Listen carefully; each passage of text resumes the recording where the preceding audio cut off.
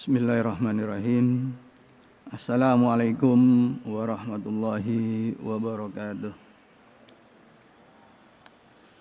Alhamdulillahilladzi 'allamal insana ma lam ya'lam wa 'allama bil qalam. Asyhadu an la ilaha illallah wahdahu la syarikalah wa asyhadu anna Muhammadan abduhu wa rasuluh. Allahumma salli wa sallim ala nabiyyina Muhammadin wa ala alihi wa sahbihi ajma'in, amma ba'd. Qala Allah ta'ala fil Qur'anil Karim, subhanalladzi khalaqal azwaja kullaha mimma tunbitul ardu wa min anfusihim wa mimma la ya'lamun. Shadaqallahul azim. Hadirin Jamaah Manurul Ilmi, kita lanjutkan ngaji kita bab ayat-ayat semesta. Kita akan membahas bab pasangan yang dipahami orang dulu dan orang sekarang. Jadi saya beri ilustrasi pasangan yang lengket dalam diri kita itu adalah kaki kita kanan dan kiri, dan ketika melangkah kita seringkali menggunakan alas kaki, baik itu sepatu maupun sandal, ya. Itu yang lengket di dalam diri kita. Nah, kata pasangan atau pairs dalam bahasa Inggris itu kalau kita cari di kamus adalah az-zawju, dengan jamak taksirnya adalah al-azwaj. Nah, kata al-azwaj itu muncul beberapa kali di dalam Al-Quran. Mufassir seperti Al-Qurtubi, bahkan Jalalain itu mengartikan al-azwaj itu sebagai al-asnaf dan juga al-anwa. Al-anwa itu adalah macam-macam, an-naun jamaknya adalah al-anwa, kemudian as-sinfu itu jenis. Jadi al-asnaf itu berjenis-jenis. Ini nanti makna ini digunakan oleh para mufassir. Nah, kata az-zawju, ya, kata dasar az-zawju atau zaujun itu muncul 61 kali di dalam Al-Quran, di dalam 60 ayat. Ya. Jadi cukup banyak ayat dengan kata pasangan ini dalam Al-Quran. Sekali lagi ada 61 di 60 ayat. Tapi nanti kita akan bahas beberapa saja, khususnya ayat 36 surah Yasin. Nah, ini contohnya.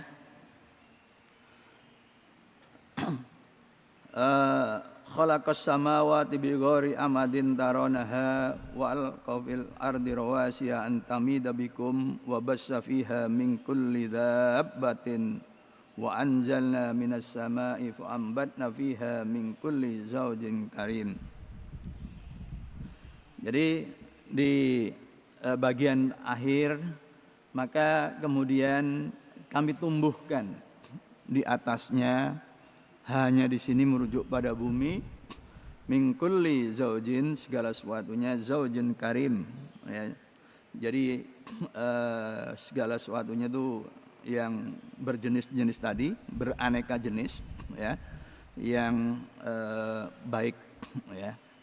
Jadi ditumbuhkan. Jadi di sini merujuk pada tanaman. Ini dalam surah Luqman ayat 10. Nah, kemudian ada ayat yang lain, wa ambatna fiha min kulli zaujin bahij. Jadi kami tumbuhkan, ya, tanaman yang bermacam-macam itu, yang indah-indah. Makanya saya tampilkan gambar bunga yang sedang mekar, ada dua ya berpasangan begitu. Nah, ini tanaman, merujuk pada tanaman. Kemudian ini hewan ternak yang paling populer ya selain kambing yang ada di semua wilayah, di semua negeri. Ini seperti surah Az-Zumar ayat 6. Wa anzala lakum minal an'ami samaniya azwaj. Dan dia turunkan untukmu 8 pasang hewan ternak. Jadi 8 pasang hewan ternak itu diturunkan. Ini bisa ngaji tersendiri, tapi bukan pada azwajnya, tetapi wa anzalanya. Jadi diturunkan. Jadi ternyata hewan ternak itu diturunkan. Ya. Sama dengan wa anzalna hadida.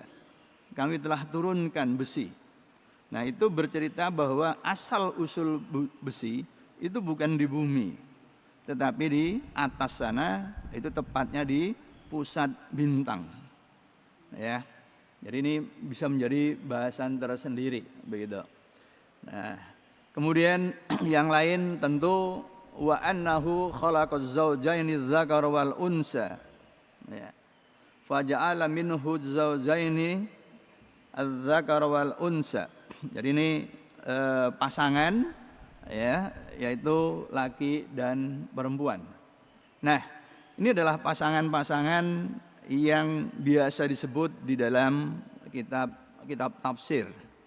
Seperti yang saya sampaikan tadi, saya akan mengambil 3 ayat. Yang pertama, wa min kulli syai'in khalaqna zawjaini la'allakum tadhakkarun. Yang kedua, walladzi khalaqa azwaja kullaha wa ja'ala lakum minal fulki wal an'ami ma tarkabun. Dan yang ketiga surah Yasin yang saya kutip di dalam mukaddimah. Ya, ini. Yang pertama dalam surat Dzariyat, wa min kulli syai'in khalaqna zawjaini la'allakum tadhakkarun. Jadi saya akan berangkat dari ayat ini. Dan wa min kulli syai'in, jadi dari segala sesuatu, khalaqna, kami ciptakan, kami jadikan, zaujain. Nah, kalau kita merujuk tafsir At-Tabari, At-Tabari mengungkapkan sebenarnya kalimat ini lengkapnya adalah wa khalaqna min kulli syai'in khalaqna zaujaini. Itu ya. Nah, tapi kata khalaqna yang pertama ditiadakan karena kita paham, seperti halnya juga di dalam bahasa Indonesia, kata-kata yang mengulang itu yang maknanya terkandung di katakanlah kata berikutnya, maka kata yang pertama itu biasanya kemudian ditiadakan. Itu At-Tabari di dalam tafsirnya. Kemudian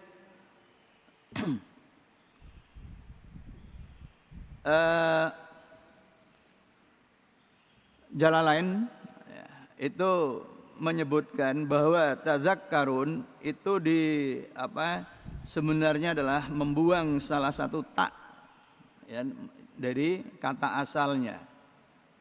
Jadi sebenarnya la'allakum tadzakkarun itu berasal dari la'allakum tatadzakkarun. Ini Jalalain di dalam tafsirnya. Nah, yang menarik min kulli syai'in itu tafsir Al-Maraghi, tafsir yang sebenarnya relatif belakangan, tapi Al-Maraghi ini menyebutkan bahwa kulli syai'in, beliau lebih menekankan pada jenis wa min kulli jins minal hayawan, yaitu berupa hewan-hewan. Sedangkan zaujaini yaitu jantan dan betina. Ini Al-Maraghi, ya. Tafsir yang sebenarnya relatif baru. Nah, sedangkan Al-Qurtubi lebih lanjut menjelaskan bahwa wa min kulli syai'in khalaqna zaujaini, yaitu dua sifat, dua jenis yang berbeda, seperti dikatakan oleh Ibnu Zaid, yaitu zakaron wa unsa, jadi laki perempuan, hulwan wa khamidan, manis dan asam, dan yang sejenisnya. Kemudian Mujahid mengatakan bahwa pasangan yang berbeda itu zakar wal unsa, laki perempuan, jantan betina, as-sama wal ard, langit dan bumi, wasyam wal qamar, matahari dan bulan, wal laili wan nahar, malam dan siang, wan nur wad dhulam, dan cahaya dan kegelapan, as-sahl wal jabal, yaitu dataran, wilayah yang datar dan wilayah yang tinggi, pegunungan, wal jinna wal insa, jin dan manusia, wal khair wasyarr, kebaikan dan keburukan, kemudian wal bukrata wal asyi, dan pagi dan sore, wa kul wa kal asya muhatalifat alwani minal tu'um war arrahi wal aswad. Jadi yang berbeda-beda dalam warna, rasa, bau dan juga bunyi atau suara, ya. Dan kami jadikan yang sedemikian itu sebagai dalil ala qudratina, terhadap kekuasaan kami, ya. Jadi yang demikian itu diuraikan, disebutkan oleh Allah untuk menjelaskan, untuk memperlihatkan kekuasaan Allah. Dan barang siapa yang berkuasa melakukan itu, maka berkuasa pula untuk mengembalikan dan mengulangi. Sedangkan wa min kulli syai'in khalaqna zawjaini lita'lamu anna khaliqal azwaji fardan. Jadi sesungguhnya yang menciptakan berpasang-pasangan itu sendirian, ya. Jadi menciptakan berpasangan, tapi Allah sendiri itu tidak berpasangan. Dia melakukan sendiri. Itu. Fala yuqaddiru fi sifatihi harakatan wala sukunan. Maka tidak dapat disifatkan pada Allah itu sifat bergerak maupun diam, wala diaun wala dolamun, juga cahaya dan gelap, wala qu'udun wala qiyamun, dan juga tidak duduk, tidak juga berdiri, gitu. Tidak juga berawal, tidak juga berakhir. Dia itu adalah Allah Azza wa Jalla yang sendirian, yang tunggal. Seperti dalam ayat laisa kamitslihi syai'un, dia tidak menyerupai satu pun. Nah ini, ya. Jadi itu tujuannya seperti yang disebutkan di dalam tafsir Al-Qurtubi dan diulangi oleh Ibnu Katsir maupun tafsir Al-Misbah, Syekh Misbah di dalam tafsir Al-Munirnya. Nah, kemudian terkait surah Yasin ayat 36, Al-Qurtubi menyebutkan bahwa subhanalladzi itu mengungkapkan perasaan takjub. Dan barang siapa yang takjub terhadap sesuatu, maka dia mengatakan subhanallah.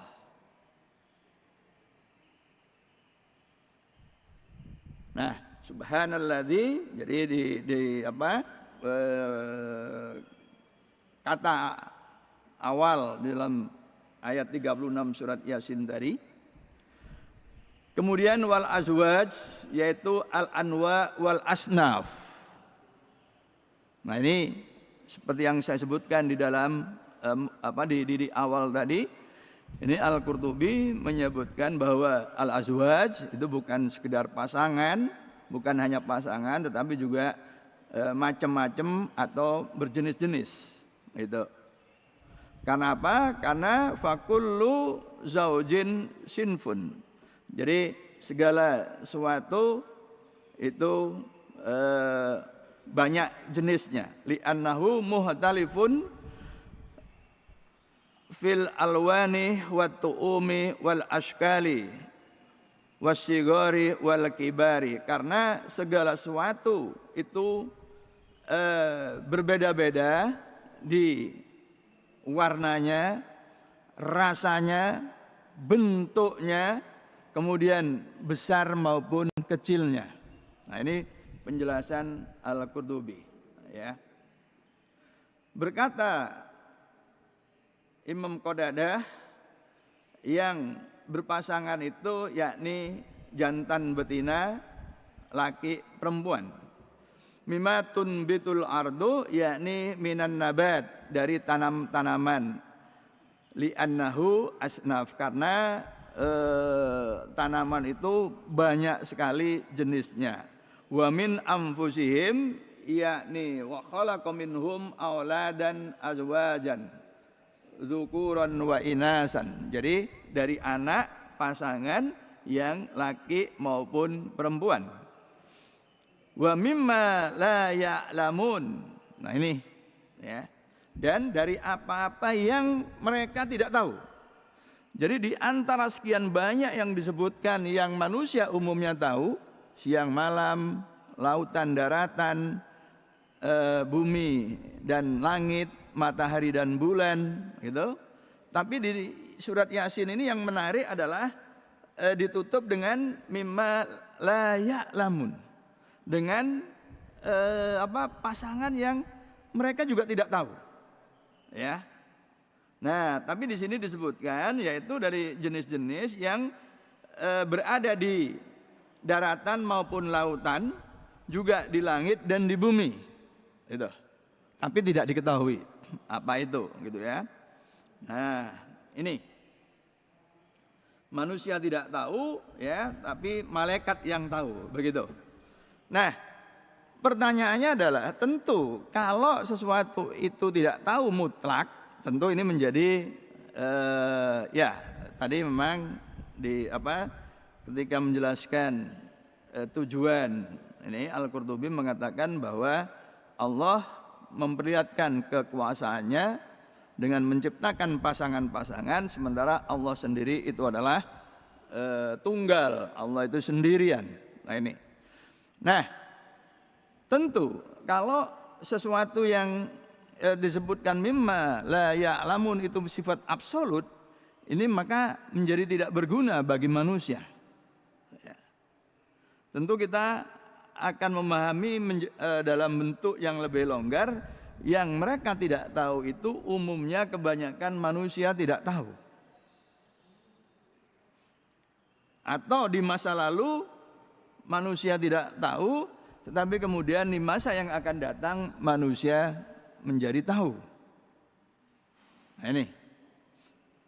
Maka mari kita lihat apa yang pernah ada sebelum Al-Quran diturunkan, tapi tidak disinggung oleh para mufassir, ya. Dan kemudian sesuatu itu dikembangkan oleh umat manusia berikutnya. Tentu yang pertama yang juga disebutkan di dalam Al-Quran, ya, wasyaf'i wal watr, demi yang genap dan yang ganjil. Bilangan genap dan ganjil. Nah, ini juga membentuk pasangan. Dalam perkembangan berikutnya, orang meluaskan konsep bilangan menjadi bilangan negatif. Mengapa? Karena dalam penjumlahan nanti ada sesuatu ketika dijumlahkan itu akan sama dengan 0. Nah, bilangan pasangan dari suatu bilangan positif yang menghasilkan 0 itu adalah bilangan negatif. Nah, ini ada belakangan, ya. Ada belakangan begitu. Nah, ada fenomena yang sebenarnya sudah diamati oleh manusia itu 6 abad sebelum Masehi,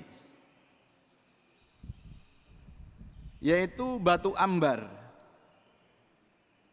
Batu ambar ini kalau digosok-gosok ya ke kain, itu kemudian bisa menarik rambut kita.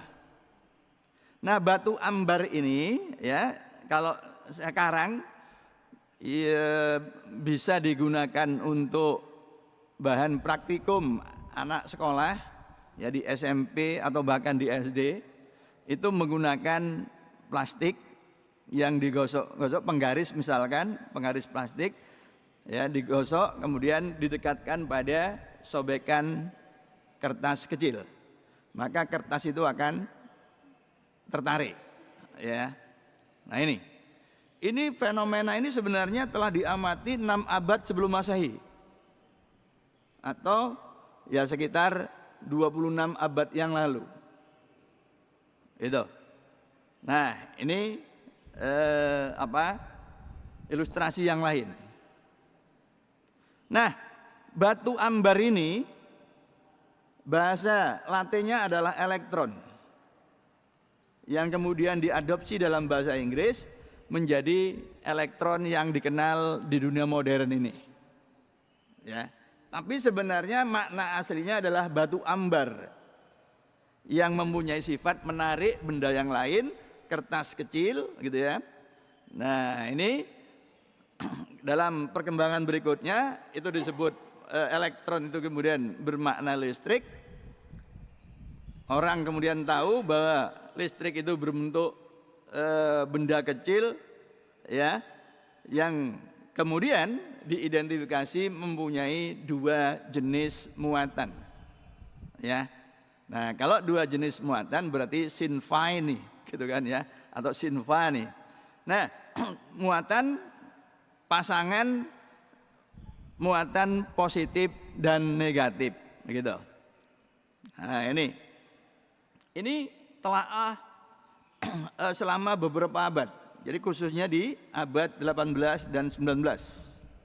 Ya, setelah 20 abad lebih masalah ini ditinggalkan, kemudian dikaji kembali. Nah, berkembanglah konsep listrik ini. Dan itulah yang kita kenal sebagai arus listrik, yang tidak lain adalah elektron.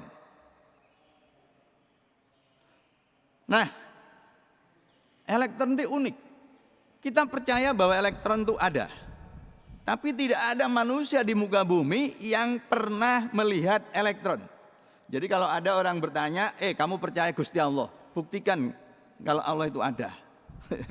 Itu biasanya maunya itu, pernah nggak kita melihat Allah? Nah, orang ini biasanya bisa dipastikan nggak paham listrik. Kita percaya elektron ada, tapi tidak ada manusia di muka bumi yang pernah melihat elektron. Tapi kita percaya efek dari keberadaan elektron, yaitu menyalanya lampu-lampu kita ini diantaranya. Ya, ini. Jadi bukan karena melihat elektronnya itu sendiri. Ya, jadi nggak usah jauh-jauh kepada Allah begitu. Oke. Nah, orang yang sama di Yunani sana, tepatnya di kota Malta, itu melihat objek yang lain, yaitu besi oksida. Besi oksida ini bisa menarik besi yang lain, logam yang lain. Ya. Kalau tadi disebut elektron, Nah, ini besi oksidanya itu ditemukan di kota Magnesia. Makanya kemudian disebut magnet. Ya, disebut magnet. Itu ditemukan di abad ke-6 sebelum Masehi. Ya, jadi sebelum Quran yang diturunkan kepada baginda Rasulullah SAW itu di abad ke-7. Ya. Nah, ini. Nah, ini sesuatu yang biasa kita temukan. Kita tahu bahwa gunting itu tidak bersifat magnetik ya. Tapi bisa dibuat bersifat magnetik dengan cara menggosok-gosok gunting itu dengan bahan magnetik. Ya, tapi ini memang memerlukan waktu agak lama gosoknya. Itu. Nah, ini dua objek yang ditemukan di abad ke-6 sebelum Masehi secara terpisah. Tetapi di abad 18-19 kemudian diidentifikasi, ya ini magnet yang lain, gitu. Ini juga begitu, magnetnya berupa fluida, ya ditarik, gitu. Nah, jadi ini yang kemudian menjadi dasar teknologi. Ya, termasuk kereta api cepat yang bisa bergerak di atas rel, nah, gitu ya. Nah ini, nah menariknya lagi adalah ini, ya dari batang magnet tadi itu juga ternyata ujung magnet itu mempunyai kutub yang kemudian diidentifikasi sebagai kutub utara dan kutub selatan. Kalau kutub yang berbeda didekatkan, maka batang magnet ini akan mendekat. Tapi kalau kutub yang sama didekatkan, kutub utara dengan kutub utara didekatkan, maka dia akan saling tolak. Nah, ini, ya. Nah ini sifat bahan magnetik, ya, sama dengan sifat manusia. Wong lanang ketemu wong lanang terus gelut. Gitu kan ya. Nah ini saling tolak itu artinya ya. Nah jadi nah menariknya ya setelah diidentifikasi itu kalau dipotong bahan logam magnet ini dipotong itu potongannya itu membentuk kutub baru ya. Misalkan di tengahnya dipotong, kita kan nggak tahu tengahnya itu pertemuan antara kutub selatan dan kutub utara, dipotong ya. Maka dia dua kutubnya tadi membentuk kutub baru selatan dan utara. Ini, ya, ini besi oksida, ya. Ini adalah bagian tadi azwaj mimma la ya'lamun. Tidak pernah disebutkan di dalam kitab tafsir, baik yang lama At-Tabari, Al-Qurtubi, Ibnu Katsir, Jalalain, termasuk kemudian tafsir yang paling baru yaitu tafsir Al-Munir yang ditulis oleh Syekh Wahbah Zuhaili. Nah ini. Nah, menariknya lagi adalah kalau bahan magnet itu didekatkan pada kumparan yang dihubungkan dengan bolam, ya, ternyata bolamnya bisa nyala. Nah, itu artinya perubahan medan magnet menyebabkan arus listrik. Sebaliknya, kalau baterai dihubungkan pada kabel, kemudian kabelnya dililitkan pada paku, ya, kemudian disambungkan, maka paku yang semula tidak bersifat magnetik itu menjadi bersifat magnetik. Itu artinya arus listrik menyebabkan medan magnet. Jadi ternyata ada hubungan timbal balik dan ujung-ujungnya adalah diketahui bahwa cahaya dari matahari kita itu sesungguhnya tidak lain adalah paduan antara medan listrik dan medan magnet. Makanya disebut gelombang elektromagnetik. Jadi pasangan medan listrik, medan magnet. Dan itu esensial dalam kehidupan kita.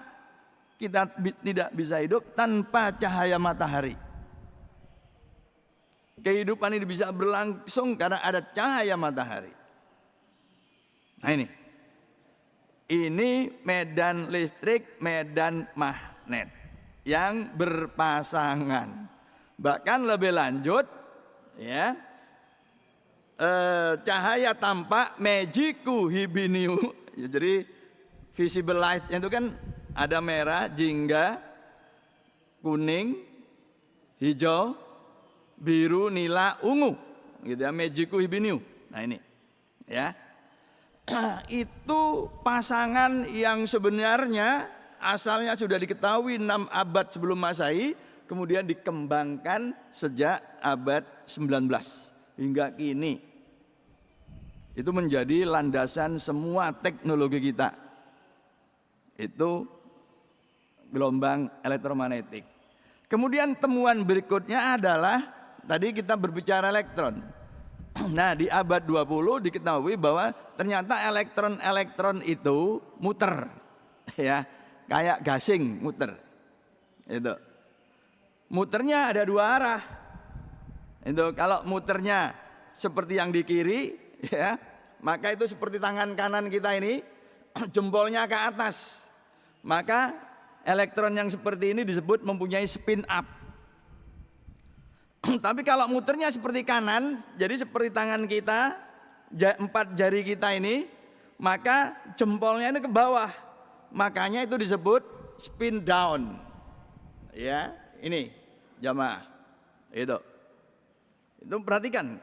Jadi ini video yang muter itu. Ini muter. Nah ini mimma la ya'lamun. Ya. Nah ini menjadi dasar teknologi yang mutakhir. Itu komputer kuantum. Ya, komputer yang akan segera datang gitu. Nah, kemudian yang secara khusus nanti akan saya clearkan itu ditemukannya anti elektron.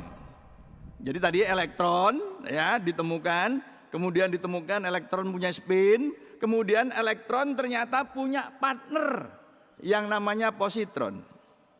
Nah, kalau elektron itu ketemu pasangannya positron, itu akan musnah dua-duanya. Lalu muncullah cahaya. Ini yang sering saya sebut menyelamatkan akidah umat Islam. Ya. Sebab pada prinsipnya semua umat manusia sebelum lahir teori ini itu sebenarnya ateis. Jatuhnya ateis. Mengapa? Karena secara ilmiah tidak ada teori yang menyebutkan bahwa jagat raya kita itu tercipta. Jadi kalau manusia hanya belajar sampai di teori Newton, maka manusia itu menjadi ateis secara ilmiah. Mengapa? Sebab sampai teori Newton itu tidak ada teori yang menjelaskan alam semesta tercipta. Ya. Nah, ini nanti saya jelaskan secara lebih khusus. Nah, jadi ini keberadaan anti elektron. Jadi 2 materi kalau ketemu anti materi musnah. Sebaliknya kalau tidak ada materi kemudian cahaya melalui area tertentu, maka terciptalah elektron dan positron, materi dan anti materi. Artinya materi bisa tercipta dari ketiadaan. Nah ini proton dengan antiprotonnya. Sekali lagi kalau ketemu 2 benda ini akan musnah. Nah proton kalau ketemu proton akan terjadi peristiwa yang cukup rumit, ya. Dan ini yang kemudian memaksa orang-orang Eropa membangun Large Hadron Collider yang kelilingnya 27 km, jadi ini kecamatan gitu ya, dan ditanam pada kedalaman 100 meter di bawah permukaan tanah, itu di Jenewa. Kemudian ini yang radioaktif, jadi neutron ya, meluruh menjadi proton, elektron dan juga neutrino. Itu. Sedangkan proses kebalikannya, kalau proton menangkap elektron, itu terjadi pada bintang, ya, maka protonnya akan berubah menjadi neutron dan bintang akan berubah menjadi bintang neutron, bintang yang sangat masif yang 1 cm kubiknya itu 5 ton. Ya, bintang neutron itu jamaah. Ya, bayangkan kalau Hajar Aswad terbuat dari bintang neutron. Yang 1 cm kubik itu sak sendok kalau kita minum obat itu beratnya 5,5 ton. Itu bintang neutron. Itu belum black hole. Ya. Nah ini. Nah, ini proton ketemu elektron. Ini elektron diikat proton menjadi hidrogen. Kemudian anti elektron diikat oleh anti hidrogen, anti proton itu membentuk anti hidrogen. Nah, ini adalah antimaterinya. Kalau ketemu maka dia akan sekali lagi akan lenyap. Ya, akan lenyap. Itu materi kalau ketemu antimaterinya. Dan konsep ini sebenarnya 10 abad yang lalu partikel tercipta musnah itu sudah dirumuskan oleh Abu Bakar Al-Baqillani di dalam kitabnya yaitu Al-Insaf. Saya nggak pernah saya agak sulit membayangkan kitab ini, Ibu Bapak ya. Ini kitab ini 10 abad yang lalu ditulis pakai tangan gitu, jadi nggak pakai laptop gitu ya. Ini jumlah halamannya 2460 sekian. Saya nggak bisa membayangkan itu ya. Bagaimana bisa menulis kitab setebal ini. Dan ini masalah berat. Ya, masalah ketuhanan, di dalamnya dibahas tentang atom-atom, al-juz'ul ladzi la yatajazza. Bagian yang tidak bisa dibagi lagi tetapi dia tercipta musnah, cipta musnah. Itu seperti elektron kalau ketemu positron dia musnah. Tapi kemudian dia bisa tercipta lagi. Dan inilah pasangan-pasangan yang lain di dunia mikro yang sekali lagi umumnya manusia tidak tahu. Dan hadirin, ini objek-objek besar masjid ini kalau dibongkar dihancurkan kecil ya sampai ke atom. Atom ternyata bukan yang paling kecil karena atom terdiri dari proton. Proton itu masih bisa dipecah lagi menjadi quark. Nah, semua partikel di alam semesta ini ada dalam 2 golongan besar yang disebut boson, dia bisa ngumpul berjubel, dan satu lagi fermion, dia tidak bisa berkumpul di satu tempat yang sama tapi dia harus berjajar. Ini adalah fermion. Itu juga pasangan yang mimma la ya'lamun ya. Nah, saya kembali ke konsep yang dijelaskan di dalam fisika klasik tadi, di dalam fisika Newtonian, ya, bahwa materialisme ilmiah itu berangkat dari 3 pertanyaan. Pertama, terdiri dari apa saja realitas alam semesta kita ini, dan alam ini selalu berubah, tapi apa sesungguhnya perubahan itu, dan bagaimana perubahan itu terjadi. Nah, jawabannya itulah yang menjadi fondasi dari materialisme ilmiah. Bahwa realitas itu terdiri dari ruang, waktu, dan atom. Materi maksudnya. Nah, perubahan itu tidak lain adalah pertemuan dan perpisahan materi belaka. Ya, itu. Tidak lain hanya pertemuan dan perpisahan dari antar materi. Tanah longsor. Ya, perpisahan dari tempat lain lalu bertemu di tempat yang lain lagi gitu kan. Ya. Itu semua terjadi karena hukum-hukum fisika. Ini yang menjadi landasan sains modern sejak Newton. Ya. Nah, materialisme ini kemudian diajarkan di sekolah-sekolah, di SMP, SMA, perguruan tinggi, bahwa materi tidak diciptakan dan tidak dapat dimusnahkan. Itu yang saya sebut ya, kita ini sebenarnya diam-diam ya itu menolak konsep Tuhan sebagai pencipta. Mengapa? Karena kita menerima materialisme ilmiah bahwa materi tidak diciptakan dan tidak dapat dimusnahkan. Ini jelas-jelas nabrak arkanul iman yang pertama dan arkanul iman yang kelima. Yang pertama kita percaya pada Allah, Allah sebagai pencipta, al-khaliq. Yang kelima kita percaya pada yaumul akhir, hari kiamat, hancurnya segala sesuatu. Nah ini. Jadi materialisme ilmiah itu nabrak arkanul iman.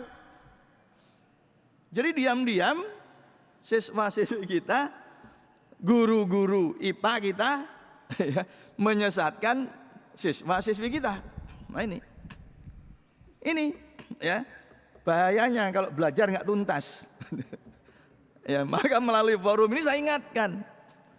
Jadi siswa-siswi kita ini di sekolah itu disesatkan dengan doktrin materi tidak diciptakan, materi tidak dapat dimusnahkan. Guru agama ini meneng, Mario masih ngajar rukun iman. Itu. Ya. Kepala sekolah ya melok meneng pisan. Jadi ini salahnya berjamaah. Ya, salahnya berjamaah. Itu. Jadi seolah-olah ini Allah menciptakan segala sesuatu kecuali materi. Kan gitu jadinya. Karena materi tidak diciptakan dan tidak dapat dimusnahkan. Materi tadi itu ada dalam keabadian. Karena itu alam semesta. Jadi materi ini kalau ngumpul, jadi alam semesta ini loh. Ya, dalam skala besarnya ini. Nah, materinya ada dalam keabadian, alam semestanya juga ada dalam keabadian. Tidak tercipta, tidak ada penciptaan, tidak ada kiamat. Itu implikasi dari pelajaran yang kita diterima di sekolah. Nah ini. Nah kita diselamatkan oleh materi antimateri tadi itu. Ya, itulah sebabnya sebelum kita belajar teori kuantum, materi antimateri, semua manusia di muka bumi secara ilmiah itu menjadi ateis. Karena merasa tidak membutuhkan Tuhan seperti Pierre Laplace yang pernah menulis buku besar, tidak satupun kata Tuhan dimuat, sehingga kemudian membuat Napoleon Bonaparte merasa penasaran dan merasa harus bertemu dan bertanya kenapa dia tidak menyebut satu kata Tuhan pun ketika berbicara tentang alam semesta. Dan apa kata Laplace? Oh Tuhan, saya tidak memerlukan hipotesis tentang Tuhan untuk menjelaskan eksistensi jagat raya. Jadi sekedar hipotesis pun tidak diperlukan. Nah ini. Jadi Tuhan tidak ada. Gitu, ya. Sebelum lahirnya teori modern, kuantum dan relativitas, gitu ya. Nah, itu. Jadi keberadaan partikel antipartikel itu ya karena jadi ini jagat raya kita ya dalam pandangan lama tidak tercipta, tidak hancur, jadi dia abadi. Gitu. Ya. Ini teori yang ada sampai awal abad 20 sebelum teori kuantum, ya.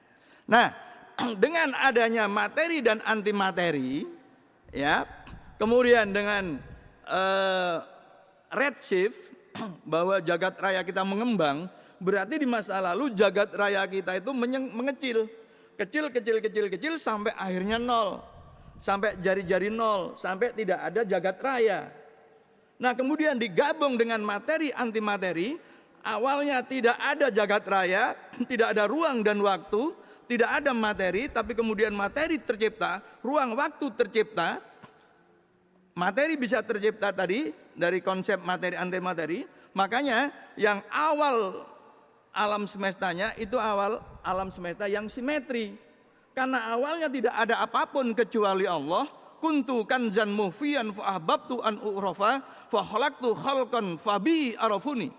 mulanya aku adalah perbendaharaan yang tersembunyi, aku ingin dikenal, maka aku menciptakan makhluk dan melalui aku mereka mengenalku. Diciptakan makhluk, diciptakan materi antimateri dalam jumlah yang sama, makanya jagat raya kita itu adalah jagat raya yang simetri. Itu jagat raya ketika Allah berfirman kun. Yang orang barat melakukan imajinasi kemudian disebut sebagai bang, dan itu disebut the Big Bang. Jadi hadirin, wa khalaqa kulla syai'in kullaha mimma la ya'lamun, di antaranya adalah materi antimateri sedikitnya. Ini memungkinkan kita mempunyai sebuah teori yang alam itu tercipta dan kemudian tentu nanti hancur, sehingga kita secara teori memungkinkan untuk kembali menghadirkan eksistensi dan peran Tuhan. Dengan kata lain, akidah kita, keyakinan kita, keberadaan kita kepada Allah sebagai Al-Khaliq itu secara ilmiah itu terselamatkan dengan pasangan mimma la ya'lamun, yaitu berupa materi antimateri. Mudah-mudahan bermanfaat ya. Ini ilustrasi di ruang angkasa sana ketika galaksi ketemu galaksi dan hancur, yang memungkinkan dalam skala besar jagat raya kita itu akan hancur. Setelah beberapa miliar tahun lalu menurut para ilmuwan jagat raya tercipta, tetapi juga bisa hancur. Ini mematahkan teori klasik yang jagat rayanya itu abadi. Mudah-mudahan ada manfaatnya, mengangkat derajat kita sesuai dengan janji Allah, yarfa'illahu alladhina amanu minkum walladhina utul ilma darajat. Fastabiqul khairat. Assalamualaikum warahmatullahi wabarakatuh.